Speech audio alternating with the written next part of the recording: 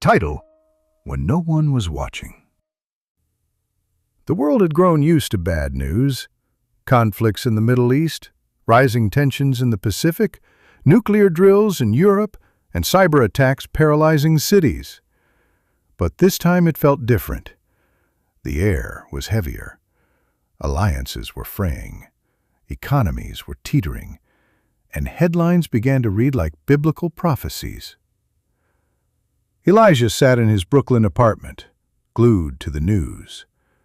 Every hour brought another alert. U.S. satellites detect unusual missile movement in Eastern Europe. Massive explosion reported near a disputed border in Asia.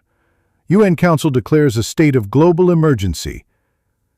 He scrolled without blinking, eyes darting from the screen to the window, as if the war might enter his living room.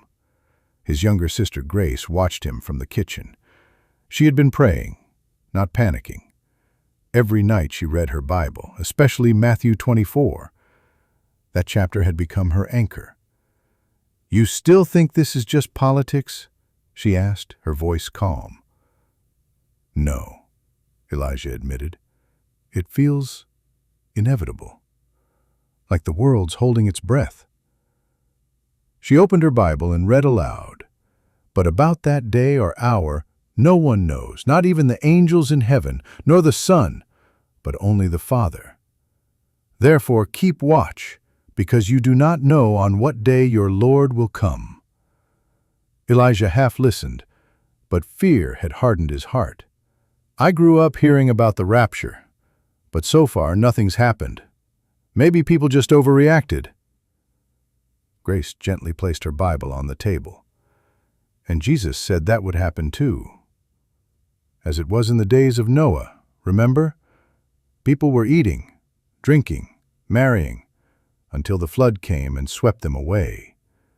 That's how the coming of the Son of Man will be." Elijah looked out the window. In the distance, 2 fighter jets ripped through the sky. He clenched his jaw. 3 days later. World War III wasn't officially declared, but it was already happening. A tactical weapon obliterated an Eastern European city. A Pacific naval fleet had sunk. A Middle Eastern capital was in flames. Some leaders begged for peace. Others threatened annihilation. Governments scrambled, but the world spiraled out of control. Martial law was declared in major cities.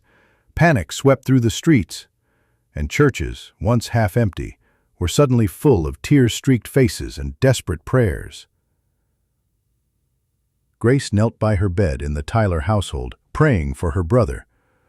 "Lord, open his eyes. Let him see before it's too late. Lord, open his eyes.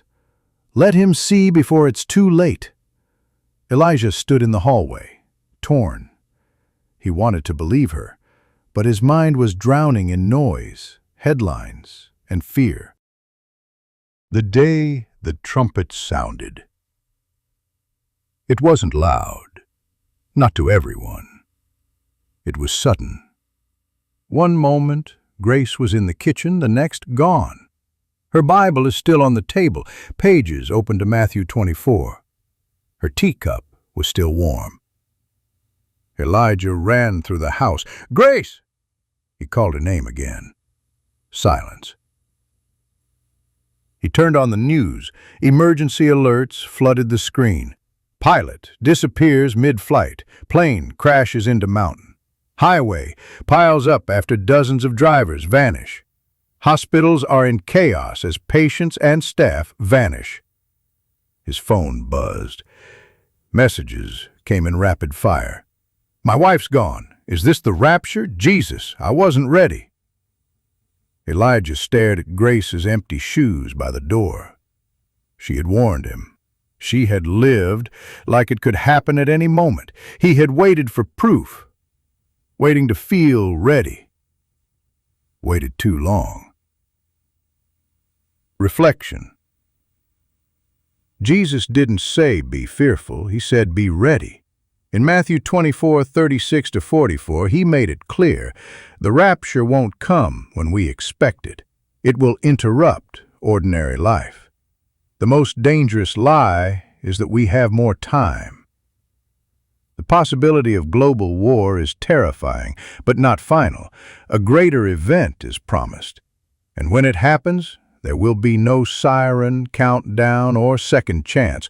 Two will be in the field. One will be taken, one left behind. What matters most isn't whether the next war begins, but who will watch when the king returns. If this story inspired you, don't keep it to yourself. Please subscribe, like, and share it with someone who needs a reminder of what truly matters.